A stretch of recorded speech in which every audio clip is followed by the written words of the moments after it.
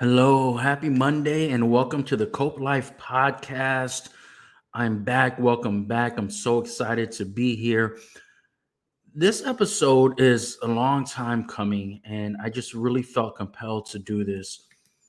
Partly because I'm proud of my accomplishment, and also because I wanted to actually go live, talk about my journey, but also give credit to the people and show gratitude to the people who really helped me along the way in multiple ways, right? So, again, welcome to the Cope Life podcast. This is my first episode since May, and I'm doing it today. And know that I'm going to be coming to you live every Monday because it's time that I really dig back into giving you the best that I've got.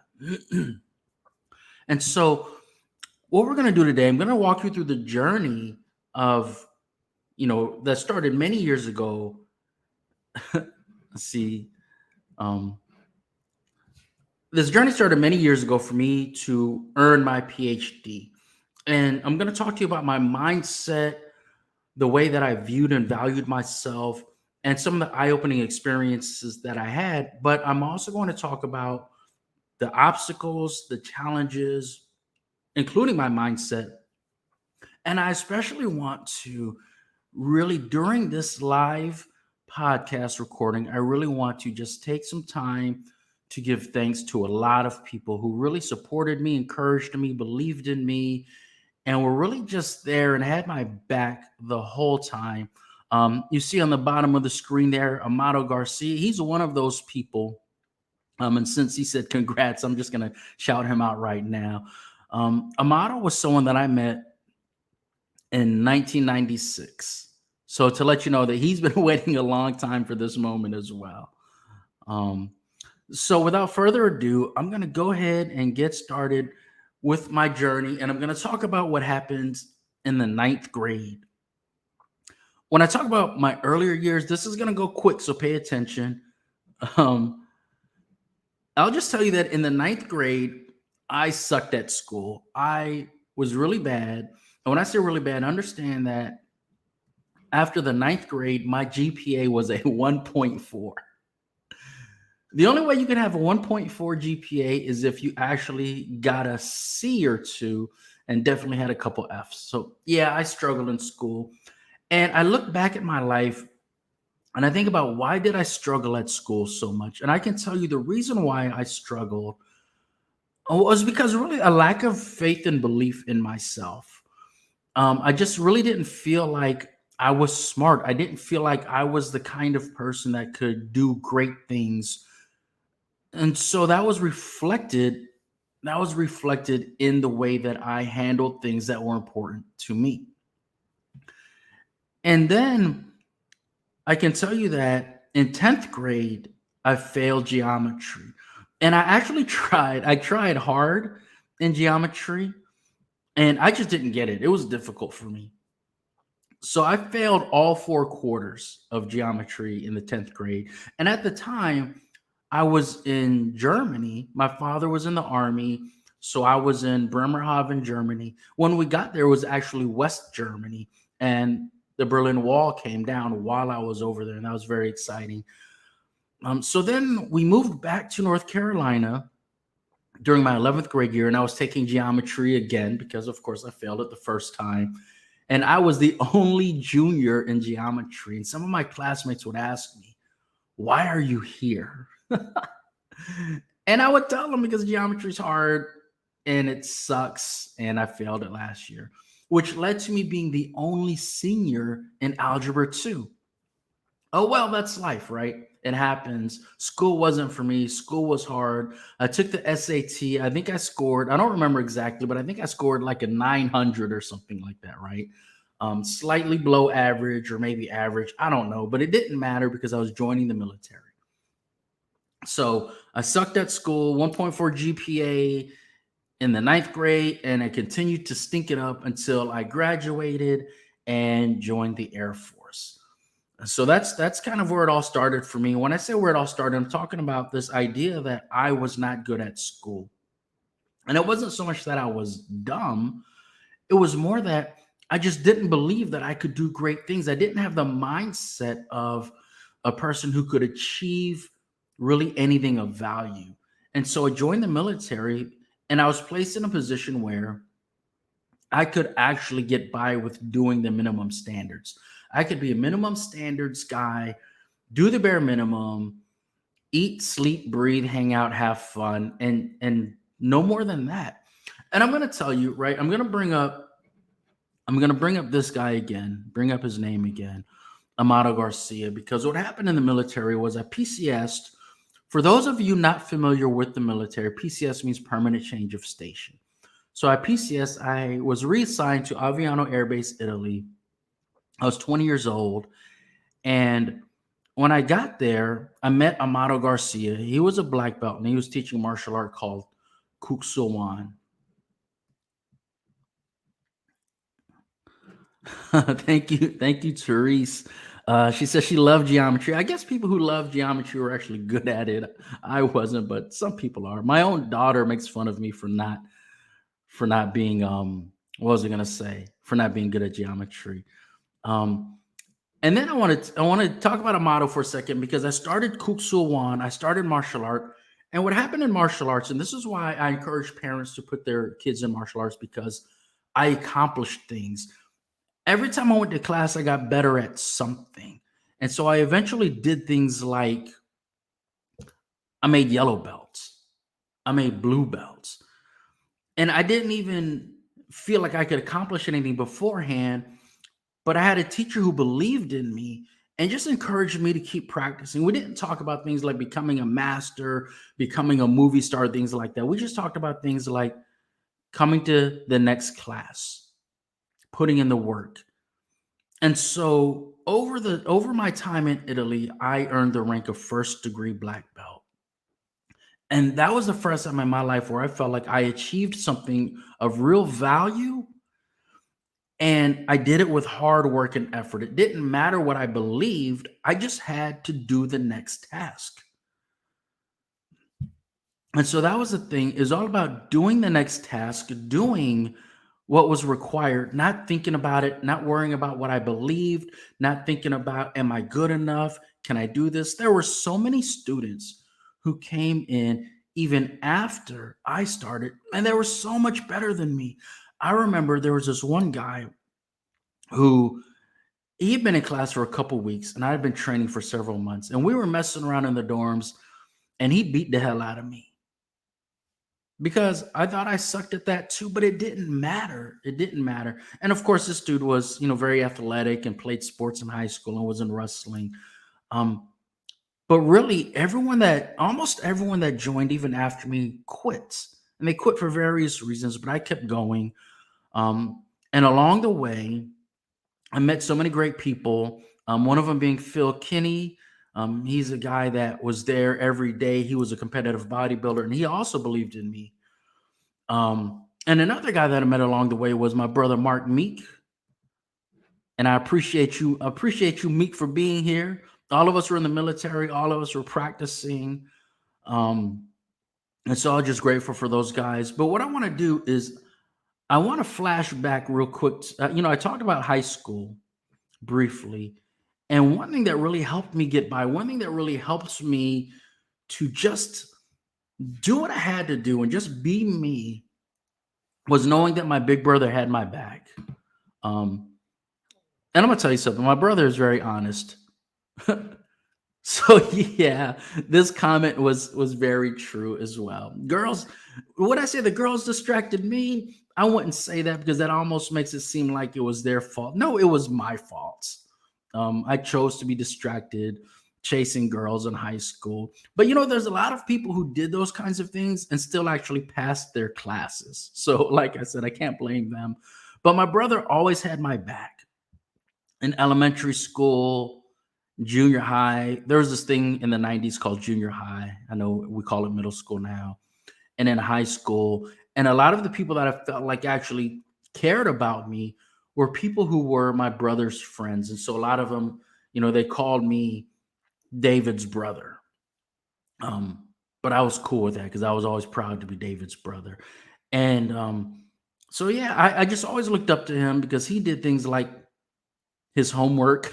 He did things like pass classes. He did things like play sports. So it was cool being David's little brother. I just want to put that out there for the record. Um, and so what happened was while I was in Italy and I was taking martial arts, I also took a college class and I realized I could actually do this thing, right? So what I want to do is I want to fast forward. I don't want to spend a whole lot of time on that past, but I'm going to fast forward to 2003. In 2003, I was reassigned to Cannon Air Force Base in Clovis, New Mexico, and we had a new boss there, Jason Lamb. And so what happened with Jason Lamb, back then I called him Captain Lamb. Some people call him Colonel Lamb. Um, and now he is, a very successful person as a part of the United States Space Force. I still look up to him, still got a lot of respect for him. But what happened was in 2003, when I met him, I found out that, well, he found out that I only had 3 classes left for my bachelor's degree. And so um, what I wanted to say, this goes directly to Jason Lamb. He found out that I had 3 classes left for my bachelor's degree, and he told me I needed to finish. And so I just want to tell you, I finished. So I got my bachelor's degree, then I got 2 master's degrees, and now I got my PhD. And everyone that I named was really supportive of me. Everyone that I named was really encouraging. But there were a lot more people along the way, and everyone that was supportive and helpful, um, if they show their names here, I'm going to show you their names too. So if you're on Facebook, um, all I see is Facebook user, but I appreciate all of you guys being here. But there are also people like DA. DA, when I was in Korea, DA was in Kunsan and she would come up to Osan and she was part of OMAS. We're the Osan Mass Choir. That's what we called ourselves. And while there, I also met Kimberly Pollard, um, now Chief Master Sergeant Kimberly Pollard, and she's always been very encouraging and very supportive. Um, Here's another one, Tara Murney, otherwise known as Facebook user, and I'm going to talk about her in a little bit, definitely. But so I fast forwarded to 2003. Now what I want to do is fast forward to 2010 because that's when things got kind of difficult for me. In 2010, I started the PhD program, and again, I still didn't believe in myself. I didn't consider myself to be things such as smart or intelligent. I was just doing the next thing. I was just doing the next assignment, right? Maybe I'm not smart enough to be a PhD, but I can definitely write this 5-page paper. And so I started the PhD program in 2010. And I got to tell you, when I started the program, what I was thinking was, damn, they just let anybody in now. Like, really? They're going to let me do this? I thought I was fooling them. I'm going to be honest. And so what happened was I continued 1 or 2 classes at a time. I was not in a rush.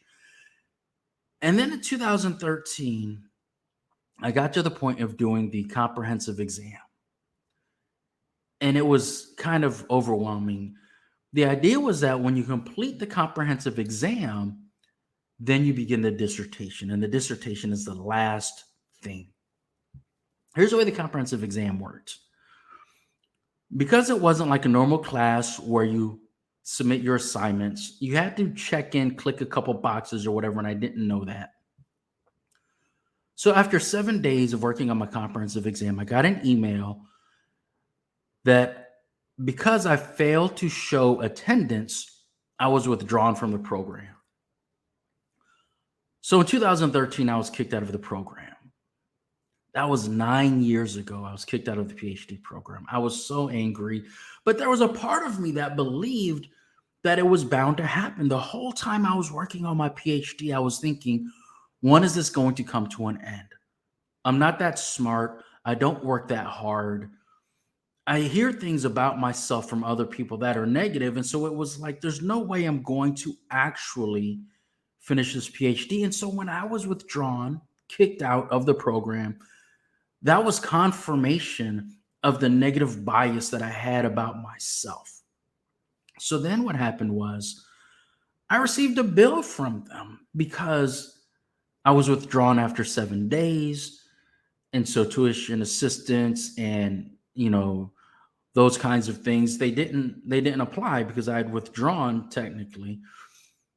So over the next 5 years, I was trying to figure out what else to do. I retired from the Air Force in 2014, and I really struggled.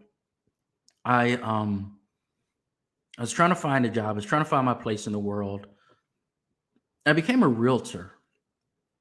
And so, like I said, when I got kicked out of the PhD program, it was confirmation of the negative biases I had against myself. I was supposed to get kicked out because I wasn't smart enough anyway. And I took that same mindset towards real estate. And so when I was in real estate, what happened? In 8 months, I did not sell a house. In 8 months, I did not get a contract, did not have a single transaction. What happened during those 8 months was, again, my brother had my back. I reached out to him because I was giving up. I was giving up on real estate. And I said, is there anything that you can do to help me out? So what did he do? He set me up. My brother set me up to come to his business. Um, he was a recruiter for this business called a Multivision. That's what they were called at the time. They've since changed their name to Reviture, a great, incredible software development company. And I was going to be a software developer. And let me tell you about software development. Man, it was hard. I didn't understand it. To me, it was like geometry. I could study all day and all night and not get it. But I went through the training. I became certified as a Java developer, which made no sense. Just like the PhD program, I said, wow, they'll just give these certifications to anybody. And then I went and got a job as a Java developer, making good money, computer programming. I enjoyed it, but I was no good at it. And after about 3 months of computer programming, I was fired.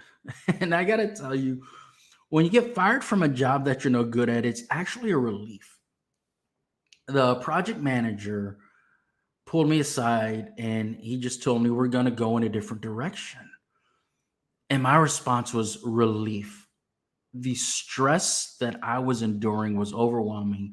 I was staying with my brother at the time. I was staying in his basement.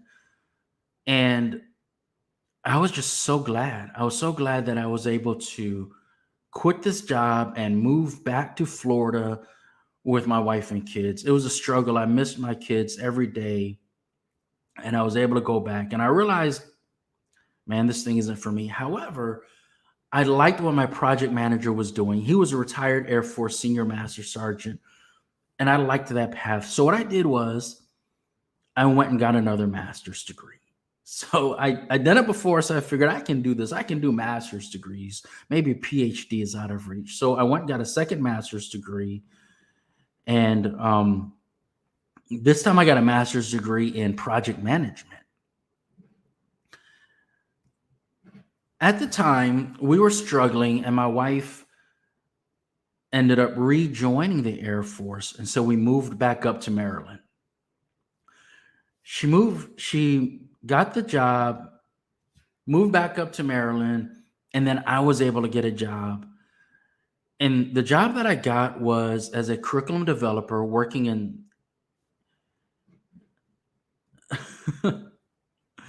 I didn't even realize this. They let me go on Veterans Day. I didn't even realize that. But yeah, I do remember it was the middle of November, but I didn't realize it was Veterans Day. That's interesting, man. Some people know more things about me than I know about myself.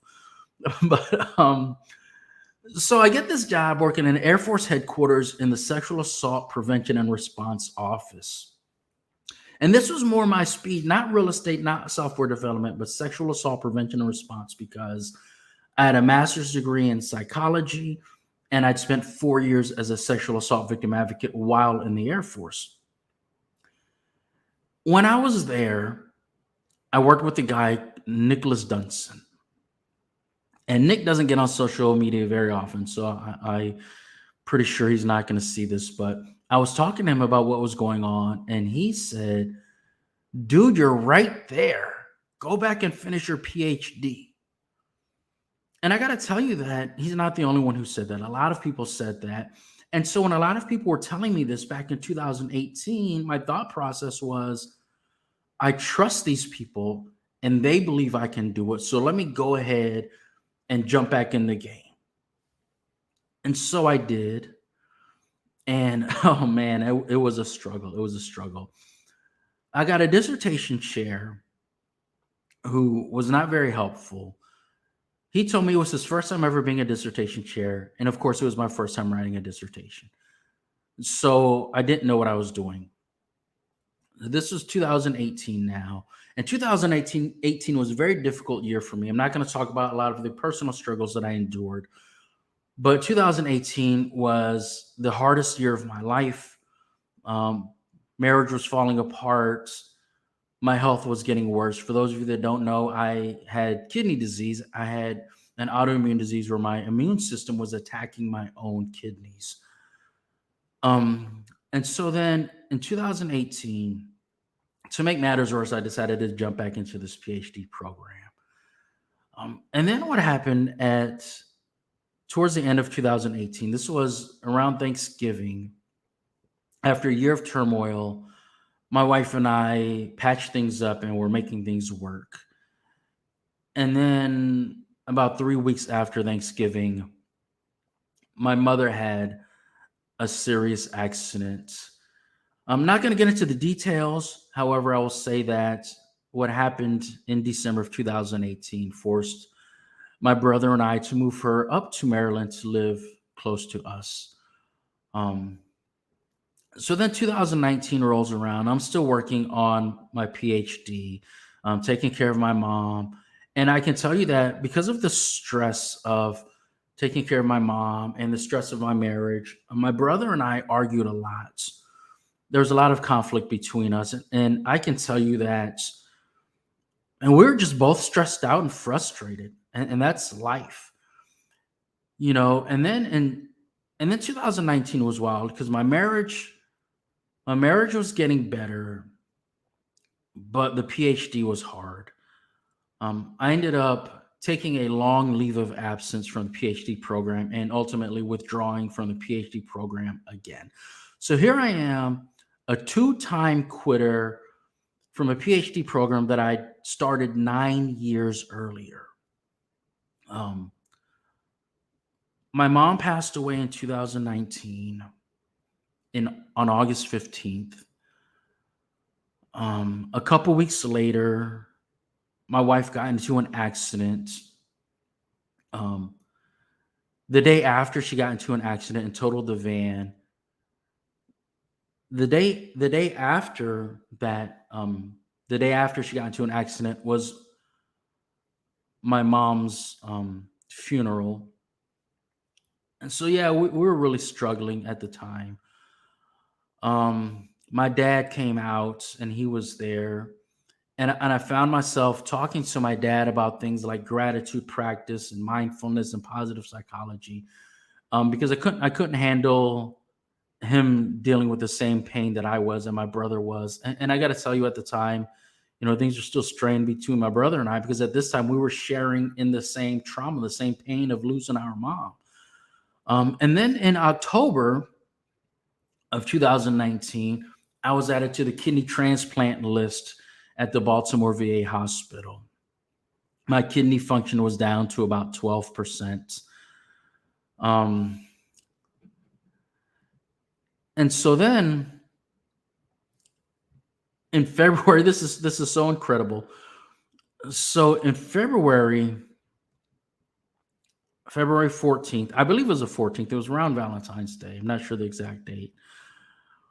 But around February 14th, I was added to the kidney transplant list at Walter Reed. What's it called? Walter Reed National Military Medical Center in Bethesda, Maryland. 6 weeks later, on March 30th, 2020, I received a kidney transplant. The average person who's on a kidney transplant wait list has to wait 6.5 years, and a majority of them pass away before they get a kidney transplant, um, because they're already on dialysis or they get on dialysis and other health problems arise. I got a new kidney in 6 weeks on my mother's birthday, and I give her credit for giving me a kidney on her birthday. Like, here she is on her birthday giving me a new life. I did not earn it, I did not deserve it. You don't deserve a new kidney before someone else. There's nothing that you do to earn that. What happens is it's the luck of the draw. And the reason why I was chosen was because the kidney was damaged and I was younger and healthier than most everyone else on the list. And the people that they called before me did not answer the phone. So I answered the phone, I answered the call, and I received a damaged kidney. If I did not receive a kidney in March of 2020, I would have been on dialysis by the fall. My wife wanted to donate her kidney to me, but if you don't remember, and I'm sure you do remember, COVID was in full swing in March of 2020. When I would go to the hospital, when I would go to Walter Reed, there were these tents set up outside, COVID screening, COVID checking. It looked like the parking lot of the hospital looked like the old TV show from the 70s, MASH, with tents set up and things like that. So she couldn't even go through the process of seeing if she could give me a kidney. The process to donate, to even be eligible to donate a kidney to someone else is kind of long. And only about 30% of people who volunteer to donate a kidney can actually do it. Most of them are turned away or rejected for a variety of reasons. So I was given a new lease on life I didn't earn, did not deserve. It was given to me on my mother's birthday in the same hospital that she received her new kidney in 2006. In fact, in fact, the dietitian, the doctor of nutritional medicine, came into the room, and she was the same doctor of nutritional medicine that spoke to my mom when she got her kidney transplant in 2006. I looked at her and I told her that she was very familiar to me. And I remembered her because when my mom got her transplant in 2006, I was in the room when we had that conversation. So here she is giving me the exact same advice that she gave my mom, 14 years earlier. And so then what happened was I began the medications that you receive after getting your transplant. And I remember that after my mother received her transplant, she developed type 2 diabetes. And the reason why so many people develop diabetes after receiving a transplant is because immediately after receiving a transplant, you take an extremely high dose of prednisone, which causes your sugar to spike. I believe I was taking, I want to say like 40 something pills a day. And that included about 10 grams of prednisone. 10 grams. Wow, that's a lot. 10 grams in half gram pills or whatever. I think I was taking 20 something prednisone pills. And so what happened was, because of my mother's experience, I knew to be proactive about this. So even after she passed, her knowledge, her wisdom, her approach enabled me to really be proactive in how I handled this. And so my wife got the Same test that diabetics get, testing my sugar levels every day. Even after I was released from the hospital, and I was only there for 2 days because of COVID. They had to kick me out. I was extremely immunocompromised, and they said, you have to leave here or you will catch COVID and die. It was simple as that. And it was the truth. And so at home, we're buying all of the sugar free stuff. I've never loved sugar free orange jello so much in my life, but I was gobbling that stuff up. I was having things like scrambled eggs and wheat toast as my meals. Um, and I did that until my prednisone dosage came down. And I had to do a lot of different things um, so I had a punctured lung during surgery, so I couldn't breathe very well. So I couldn't stand up for long periods of time. I got a shower chair because I couldn't stand up in the shower. Lots of struggles, but every day I was grateful. Every day I just had to have the mindset that I should not be here. I got a kidney transplant after 6 weeks on the waiting list. And I knew how to handle my life because my mother was my example. She was my teacher. And so um, I began to do things again after a while, like walk down the stairs, sit up on my own. Um, so then what happened was I decided to give this PhD thing another shot. It was 2020, and I was going to give this PhD thing another shot. So I reached out to the school again and I said, hey, I want to give this thing another shot. And so I did. The first time, in 2018, I wrote up my research study, the whole nine.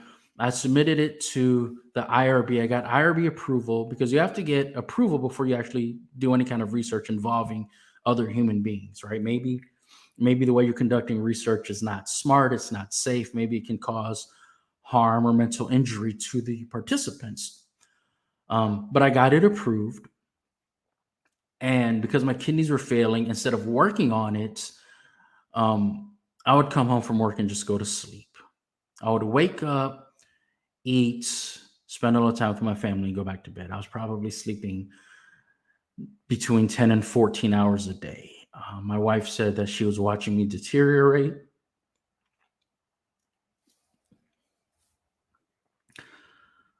And my kids saw it too, right? I was falling apart. And so when you're falling apart physically,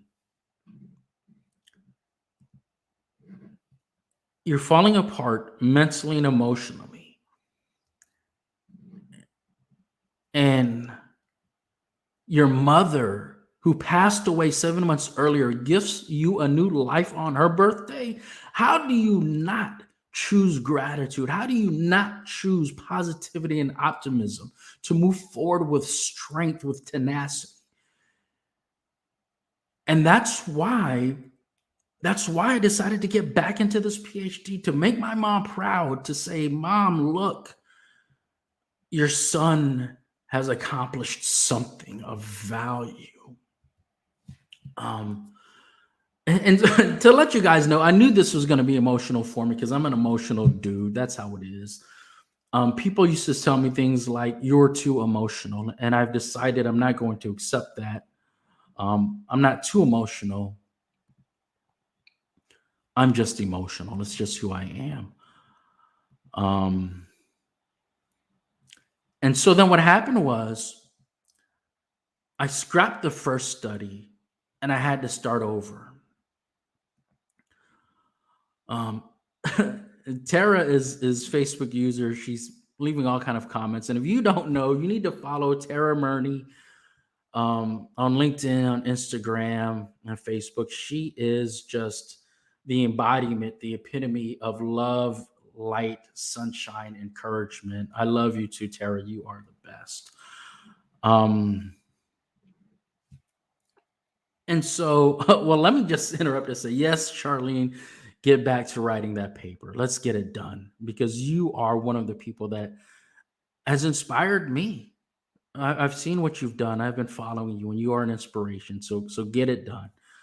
Um, well, so what happened was I scrapped the first study and I started a new one. Um, Kendi Castor, thank you so much, my brother. Thank you for your support. Kendi Castor he's my brother-in-law, and man, he's an incredible man. He is an incredible man, husband, and father, and I appreciate you supporting me. Um, and so what happened? I wrote up another study, submitted it to the IRB, and so this is my second time trying to get IRB approval, and they told me that my study was beyond minimal risk for the participants. And they were right. They were absolutely right, because my dissertation chair really told me to kind of do everything at once. And it's 100% the wrong way to do things. 100% the wrong way to do things. So even before I got approval, I was talking to people about my study, right? And those are some emotional conversations. So rejected my when they rejected my study, they said it was too dangerous. I agreed with them. I said, "Yeah, this is kind of dumb. This is not what I should be doing." So then we had a meeting. The department chair and a couple other people had a meeting with me, and I thought, "This is it. This is where they tell me you started this program over 10 years ago and you suck and you've got to go." And so I was prepared. I said, "You know what? I did my best and I'm proud of my effort. And so I'm ready to be permanently removed from this program.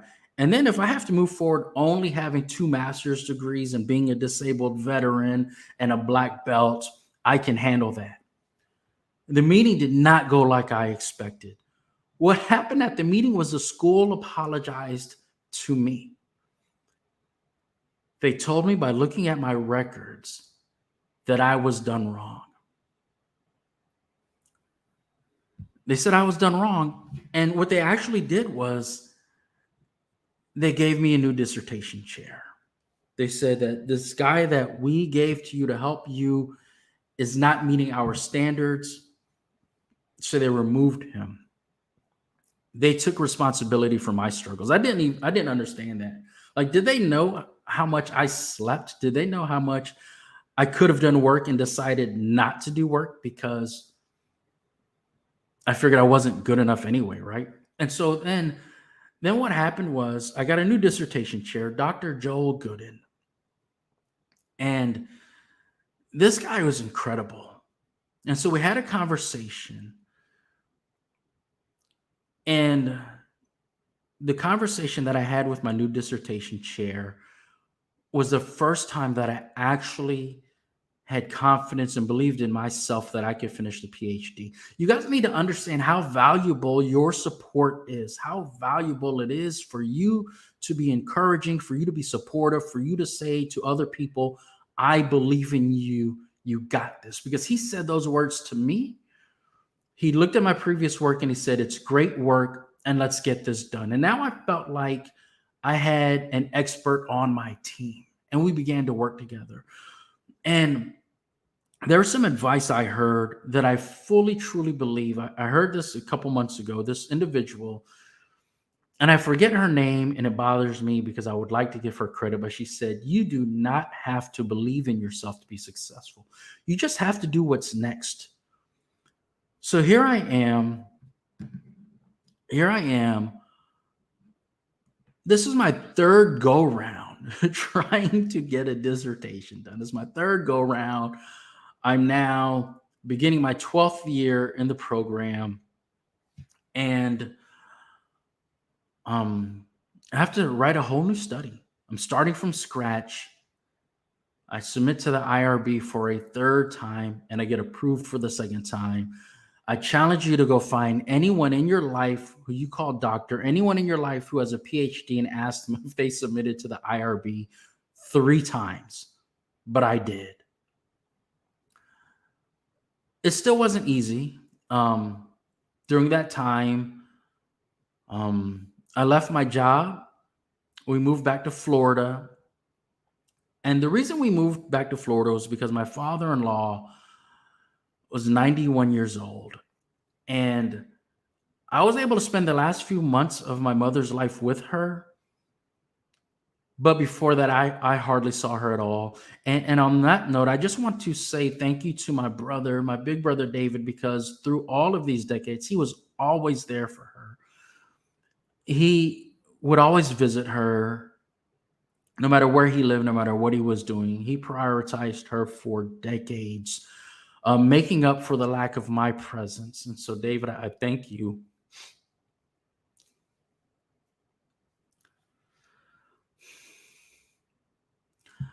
I thank you for being there for mom when I wasn't. And it's not that I couldn't, I just wasn't, right? I'm not going to make excuses, but he was.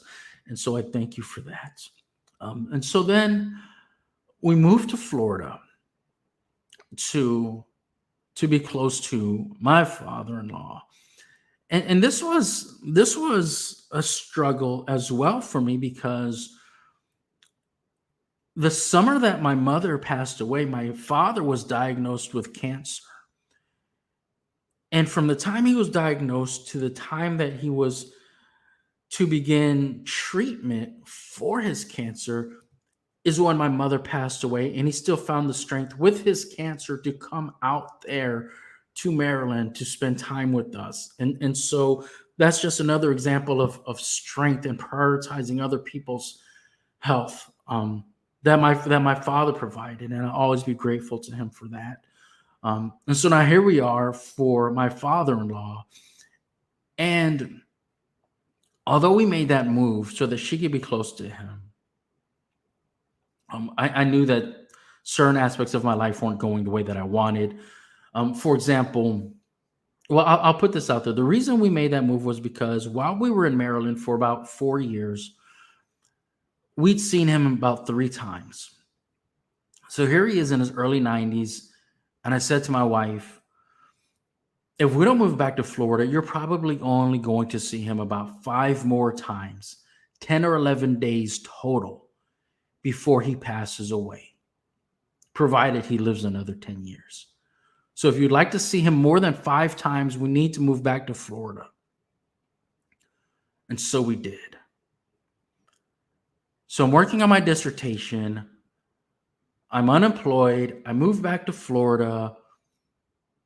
And then we begin the divorce process. And that's very painful. I still struggle with that. Divorce was finalized in June. We moved to Tampa. I'm starting my own business. And then I had to take a good look at myself. And I had to say, you know what, Charles, damn, you are an example. I had to look in the mirror and say to myself, damn, you're doing hard shit, bro. Going through a divorce, moving, unemployed, starting a business, and finishing your Ph.D. all at the same time. Damn, dude, be proud of that. And I tell people all the time, be proud of your journey, be proud of your effort. But now I needed to talk to myself and say, you know what, damn it, you've done some good stuff, man. Wake the hell up and realize that maybe you have some value, maybe you have some worth, maybe you are a role model. And I'm not the only one. We all have our positive attributes. We've all been through so much shit in our lives that we can be proud of. And I had to look at it and say, dude, with all that's going on, you did show up here. You did show up here with 2 master's degrees and a black belt and a new kidney. So get the shit done. Get it done. And so I did. And last Friday, I presented my dissertation defense. And my dissertation defense was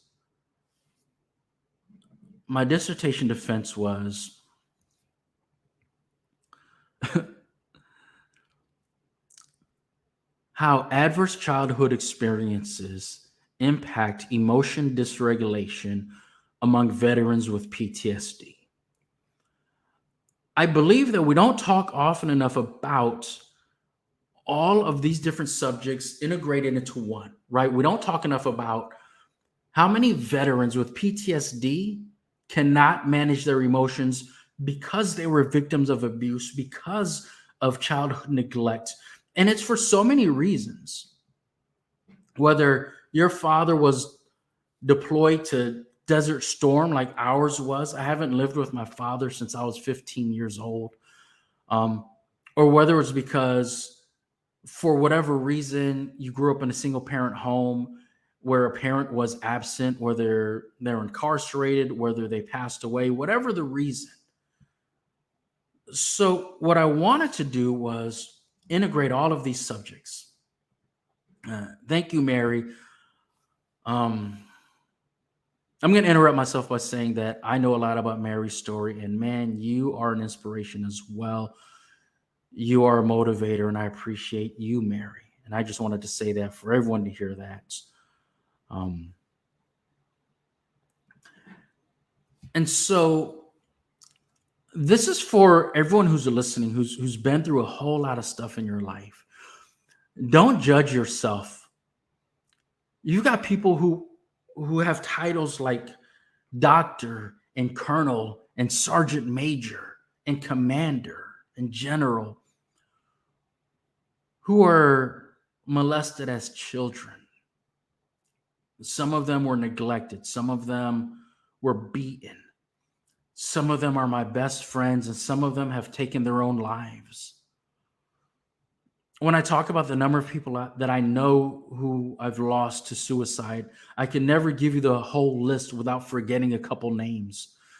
The people I know from childhood that took their own lives were people who grew up in military households. One individual was my roommate while I was deployed to Iraq. Um, One individual passed away from a murder suicide. And I'm not going to get into all of the details or name all the names or go through all the examples, but it happens. And the reason it happens is because we don't give ourselves the credit we deserve for surviving the things that we've endured. Your self doubt now is not as hard, it's not as excruciating, it's not as painful as what put you in the place to doubt yourself. So understand that you surviving to this day is harder than surviving this day. And so you can do it. You have the strength, you have the ability, you have the resilience because you got here. Everything in your life that may have been meant to kill you obviously didn't. So continue to get your revenge by living today and tomorrow and continuing to move forward. I will tell you that I was not suicidal, but I had a dear friend of mine look me in the face and say to me, "Are you suicidal?" And that was eye opening to me. That was a check on my behavior. That was a check on the way that I perceive myself in the world when she asked me that question. That person was Carolyn Panaccio, a great friend of mine in Maryland. Um, and so, speaking of Carolyn, what I wanted to do was just talk about some more people who encouraged me along the way and express my gratitude before I wrap this up. If you're not familiar with my podcast, I just want you to check it out. Cope Life Podcast. I speak about a lot of subjects that are not me. I haven't made one since May. So this is my first one since May. And I'm going to tell you the reason why I haven't made one since May was because May was when we put our house on the market, and May was when we completed the paperwork for the divorce. So yeah, that shit still hurts. Um, but I can't use pain as an excuse to stop living my life.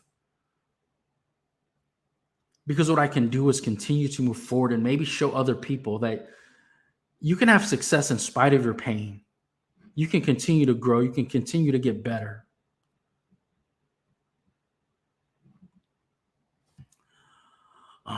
And for those of you that are wondering about what Cope Life is kindness, optimism, positivity, and empathy. Because I want to use my life, my voice, my journey as a way to inspire to live every day with kindness, live every day with optimism, with positivity, and with empathy. All of the pain and struggle that you see in the world can be resolved with kindness, optimism, positivity, and empathy. And when I talk about the pain and the struggling in the world, that includes whatever crap you had to deal with first thing this morning. It deals with whatever garbage you know is coming your way later. Deal with it. Deal with it by living a cope life and understanding that you have the strength. If you have the strength to get to this moment, you have the strength to endure and to overcome this moment and to continue to grow, regardless of what's going on. Because there's not a single person who's had an entire life that didn't suck. It's that simple. They may tell you otherwise. And if they do, they're lying. Either they're lying or they're embarrassed or living with shame because they don't want to admit it. But we've all struggled. And all of us who have struggled have made it here today, and we're going to continue to grow and to thrive if we choose to, because the choice is yours. And so, with that, I'm going to say thank you. Thank you to everyone who has just supported me on this journey. And I'm going to take it back. I'm going to take it way back to when I was 17 years old and I was working at Taco Bell. And I was also at Fayetteville State University. I was in Fayetteville State University for 6 weeks. I went to class for 3 weeks, and then it took 6 weeks to withdraw. In order to withdraw from Fayetteville State University, you had to have your advisor sign a piece of paper talking to you about your withdrawal. And my advisor was Dr. Barlow. And she was the first woman to graduate from the University of North Carolina, Chapel Hill with a Ph.D. in English. I've looked for her for the last few months online and I haven't been able to find her. But when I withdrew from Fayetteville State University, she said to me, she was also my brother's advisor the prior year. And she said to me, you and your brother, two brilliant minds wasted. I wish I could tell her today that she was right, that we have exhibited brilliance. My brother's story, in my opinion, is more amazing than my own because he is the epitome of work ethic and generosity. But I want to tell her that we made it, we did not waste it.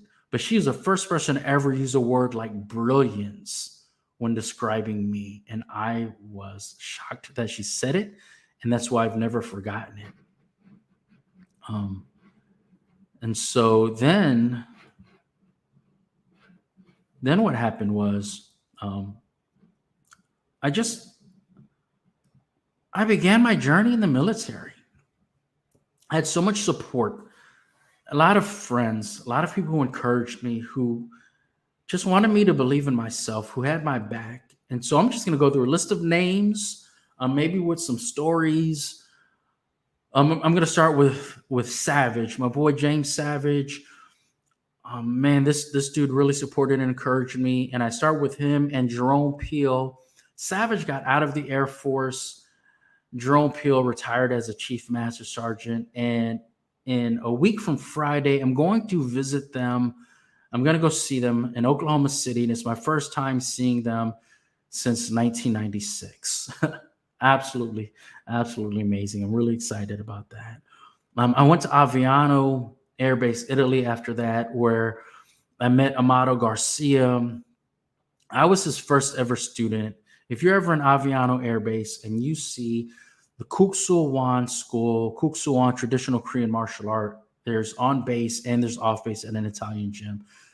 Know that I was Amado's first student, and we built that school together with some of my other brothers. Thomas White, Sean Campbell, Phil Kinney, Jose, Meek, and some other brothers. Meek was on here earlier. Meek and some other brothers were actually in Germany, where Amato started. Meek, Law Dog, Vanel, Rigel, Frankie Cade, and just we had a family, man. We had a family, and it was my first time really being part of a larger community, and it's my first time really feeling like I accomplished something on my own. I did the work. I threw the kicks. I threw the punches. I got thrown down, busted my head, busted my ankle. Um, and then I had a lot more assignments after that. I met a lot more people. Another person was Woody. See, that's how Amato is. You guys don't understand. Amato is man. Amato. When I talk about kindness, optimism, positivity, and empathy, Amato was doing those things and living that life before I I even knew what those terms really meant. And Erica, like me, didn't really believe that she could do a lot of things. You should have seen the way we celebrated as a family when she broke that board with a palm strike. Man, I'll never forget that. We were all so excited. Um, Facebook, I don't know who this is, Facebook user, but yes, still and always will be family. Um, but so then after that, um, man, who else is there? I'm just gonna go through some names, right? Like when I was at Clovis, at Cannon Air Force Base. One of my best friends ever was Mike Hill. Man, this dude had my back like no other. Um, there was a time when I was really struggling in life, and Mike had a house, and I went and lived with him. He opened up his home to me. He's my brother. He'll always be my family. I remember when I was in Aviano, also, there was another guy. Um, oh, yeah, there's Meek. Meek is another Facebook user. Um, and I remember when we went to the tournament in the Kuksuwan annual tournament in October of 2000. Meek and I were roommates in the hotel. I think we were at the Sheraton Inn, something like that. And that's the first time I really got to know him, and I'm grateful that we got to just spend those couple days together like that. Um, but when I was in Aviano, there was also this dude Monty Volk. Man, what Monty used to do, he used to drive me to Amato's house and drop me off, so that I would train until Amato felt like driving me back to the dorms. But I'm going to move quicker now. It's been 58 minutes. I didn't want to be on here longer than an hour. If you go check out my podcast, you'll see most of my podcasts, or most of my podcasts are 20 minutes or less. They're certainly not an hour. Um, but Monty was great, man. Monty was amazing. But just moving forward through time, lots of other great people.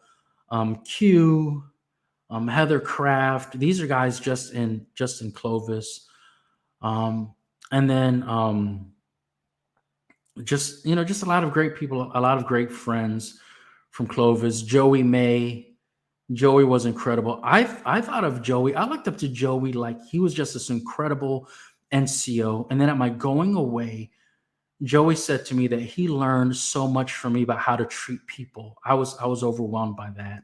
Of course, Captain Lamb was our boss, retired as Colonel Lamb, and man, he was a people first guy. He definitely led the way. Colonel Tortorisi, who's in the reserves. I think he's a group commander in the reserves now.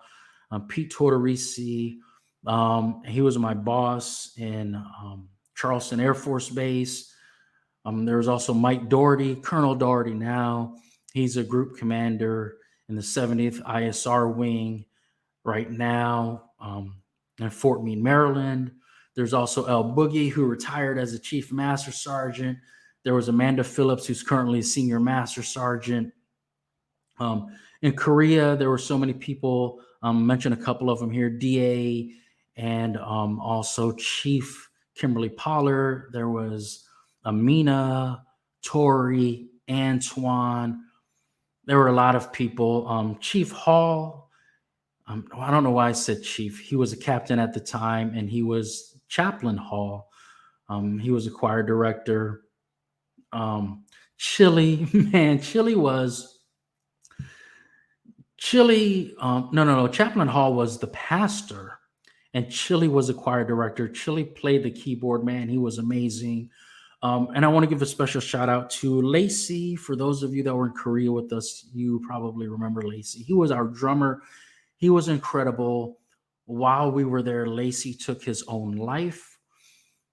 And that was a very powerful experience for me, having to understand what it was like when someone that I cared deeply for, part of my community, died by suicide. So again, this journey has been long and it's been rough for a lot of people. Who else is there? Man, there's so many. When I was stationed at Schriever Air Force Base, I met Maria Lee. Her last name is no longer Lee, but she's crushing it. She's in the Air Force still as a master sergeant. I met Paula Kraus. She was the SARC for Schriever Air Force Base. She is now the SARC for the United States Space Force. There was also Cecilia Smith, who was a victim advocate, and now she is the SARC for Schriever Air Force. Well, it's not even Air Force Base now, it's Space Force. I met a lot of great people there. Velnet, who's a master sergeant now. Um, and then I got out, did some things. Like I said, I was a realtor, and one of the people that was really supportive of me, was really kind to me, um, was Lorena. Lorena, she's a realtor. I think she was the number one Keller Williams realtor for this past year. There was also Haiti Capian, who was my realtor actually when I sold my house. I met her 8 years ago, and so she was my realtor when I sold the house. I was proud of that I was able to repay her kindness. I went to Multivision. There were so many great people there that were very supportive. Um, Ashwin is the CEO of Reviture. He was very kind. He had a say so in me being able to come up there and learn how to be um, a software developer. Someone I forgot to mention, unbelievable Facebook user, I'm assuming this is Meek, mentions Jolly. So when a lot of people hear the word Jolly, they think of happiness. When I think of Jolly and my fellow Sulwan brethren, we think of Master Jolly. This dude, oh my goodness, it was an honor to practice in his garage until I cramped up and couldn't practice anymore. I remember just being there and learning about life, and all of the people I mentioned in Kuksulwan, I think I mentioned about a dozen of us, were all in the Jolly clan. Master Jolly is amazing. A retired Chief Master Sergeant in the Air Force as well. And I think, oh man, I really don't want to screw this up, but I believe he's now a 7th degree black belt, training martial arts his entire life. And so with that, I'm going to move on, try to speed this up. Man, it's been an hour and 3 minutes, right? Let me speed this up. When I was in the SAPR program for the Navy, right? So I got a job. I think I said I was in the Air Force SAPR program, but I was in the Navy program first. And the Navy program is where I met Nick Dunson, who encouraged me to move forward and get my Ph.D.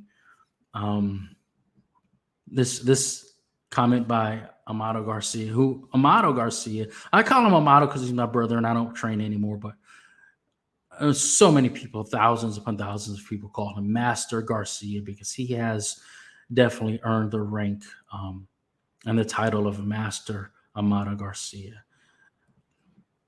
But in the Navy program, I met a lot of people. I met Julia. I met Talita Jackson, who was the SARC at the time. for the Navy Yard. I worked at the Washington Navy Yard, and she's now the head of that office where I worked at. I met so many great people, and I feel bad. I actually forget some names. I met a lot of great people, um, even in the other sections, such as Tawanda Jones. Man, we're always cracking up. She did not like the fact that I'm not a fan of all of Denzel Washington's movies, but I'm not. And then on the other side, W.K. Jones, man, that dude was amazing. And then also Ebony Poe, she and I really connected. Then I got into the Air Force program. Man, I worked with so many amazing people in the Air Force program. Karen Keeley, Trelisa Trent, James, um, Jim. Man, there were a lot of amazing people that I worked with. Debbie Allen. Man, I don't remember all the names, and I feel bad about it. Um, and then I met a lot of people while I traveled it, because I went and taught in the SART course, and I met people like man, I can't remember all the names. I met Megan, Amy Little, Marcy Curry. Man, the four of us were like a team. I miss the three of them so much, man. Man, I love those guys. Um, and then I went to the 70th. And in the 70th, I met Valerie Acosta Gonzalez. She probably won't like me mentioning her name. Um, so a Facebook user says to me, I don't know who this is. Identify yourself, my friend. But I met Valerie, and she's absolutely amazing. Valerie is the one that helped me connect the dots, because I was trying to connect the dots between suicide prevention. Oh, Marcy Curry, man, you guys don't understand. Marcy's the coolest cat. I'm gonna tell you this: if you don't know Marcy, that's your loss. I got no words for you, but she's the coolest cat, man. And that group of ladies, Marcy, Amy, and Megan, further helped me to believe in myself. So yeah, thank you, Marcy, for showing up, man. I appreciate you for real. Um, and one thing I love about Marcy is that she lets us share in her life on Facebook. So I know, uh, um, like I know how successful her sons are, her adult sons, and I know how proud of them she really is. So I'm glad that you continue to share, Marcy, most definitely. Yeah, so in 70th, I met Valerie, and I was trying to connect the dots between positive psychology and suicide prevention. And Valerie said the answer is emotional intelligence. And so now, as a corporate emotional intelligence trainer, understand that so much of this came from Valerie. And I met so many great people. I mentioned Megan earlier. Megan's the one that told me about the job at the 70th. She's the reason I got the job. Um, and so I met a lot of amazing people there. Um, Megan was a SARC there. I met Carolyn there. Um, I can't even go through all the names, but Heather Gotti, who was a guest on my podcast, Tiskany Schofield, um, and Samantha Payne. Those two really set me up and enabled me to be a guest panelist at the Women's Air and Space Power Symposium. Um, Man, and just really, I went through this class, the MRT class, became a master resilience trainer. Had so many great classmates in there, including Savannah, including Regina, who's now a master sergeant out in Pensacola, and she also has a business. She's a personal trainer and I think she's an IFBB, International Federation of Bodybuilding professional. In addition to being master sergeant, she's absolutely amazing. Um, my dissertation chair, Dr. Joel Gooden, um, and I recently started this new venture with some new family. We're called Visioneering, the integration of having a vision and engineering it for your life. Visioneering, and you can find us on Instagram Our IG page is Visioneering5. Tara just started it. And so my family there is Tara Murney. Man, if you know her story, you are going to flip out. She has been through so much, endured so much, and she is absolutely amazing. Look up Visioneering5 on Instagram to follow us. We just started it, and our podcast will be published here probably in the next couple weeks. We've already recorded some episodes. So it's Tara Murney, Jock Brocus. He's Jock Brocus is amazing. He's very generous. He was in the Scottish Army. Now he's living in North Carolina, and he's a tech guru. So yeah, he was in the Army. Christopher Rausch has been through so much, man. To hear his story is also absolutely amazing. And he's working on a book that will be coming out in the next few months, so you can hear his story. Christopher Rausch, and then also Walt McKinley. Walt McKinley was in the Navy. Walt, Jock, and I was in the Air Force. Walt was in the Navy. Jock was in the Army. But all of us did Intel. So we relate on that.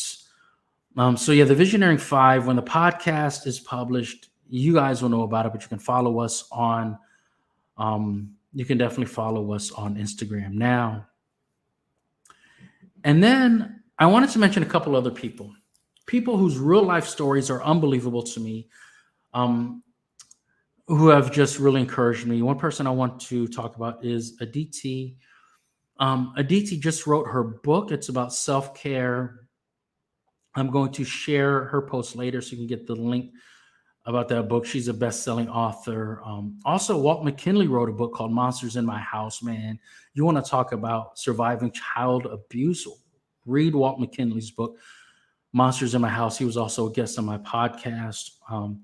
Another person that really just inspired me was Lena Abirafa. She and I are working on a project together to bring the integration of emotional intelligence and fighting for women's rights globally. We're trying to bring that to the world, working on that together. She spent 20 years in war zones and just seeking out natural disasters globally, like earthquakes and tsunamis, helping women who are the greatest victims of these tragedies, because Women Against Violence knows no bounds. And so she's out there, been out there for 20 years. Nellie Ali is an educator in London, and she fights for women's rights, and she saves street girls in Egypt. I mean, I've seen it in action, where someone reaches out to her on Facebook and says, there is a 7-year-old girl on the street being sexually abused, and can we save her? And Nellie goes into action, and she finds people in Egypt who will provide food, clothing, shelter, and an escape plan for these girls. I'm like, that is unreal. Nellie said,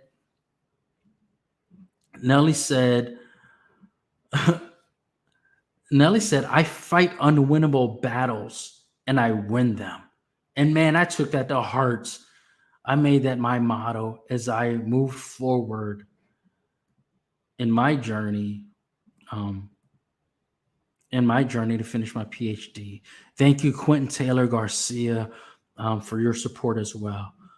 I can tell you that's not everybody. That is not an all-inclusive list of everyone who has encouraged me, supported me, been there for me. But it's a long list, and it continues to grow as I meet new people. I appreciate all of you. Thank you so much. Some of you have been here from the beginning of the start of this podcast. Some of you have been here since the beginning of my journey. When I was 5 years old, getting in trouble in school, and my brother had my back, to when I was not able to leave the house because I was a kidney transplant recipient and COVID was ravishing the nation. There were people that reached out to me and supported me. And man, I did not name everybody, But if you come into my life, you have inspired me in some way. When I was in basic training, there was a quote written on the board that said, "Every man is my superior, that I may learn from him." And now that includes women as well. Every man, woman, and child is my superior, that I may learn from him or her, including my own kids who teach me so much. They've done so before and they continue to do so. And including my ex wife, who, yeah, she hurt me when she divorced me, but she also did things like offer me her kidney and take my mother to the hospital for her appointments when I couldn't do it. Um, and on that note, I'm also going to mention my sister-in-law in Duku, who did things like also took my mother food when she was in acute rehab, and also supported my mother in the hospital as well. And I thank my kids and also my niece, who gave my mother a reason to continue to love and to fight even after she lost her leg in her accident in 2018. Um, so just thank you, everybody. Thank you for your positivity, your encouragement, your support, your love, your light, being an example of choosing to fight on and live this life. I appreciate all of you. I love you guys. Thank you for being here. And with that, I'm going to step away. Man, this is long, 77 minutes, man. But man, I'm proud of you guys for sticking with me. I love you guys. Um, and I will see all of you later. Thank you.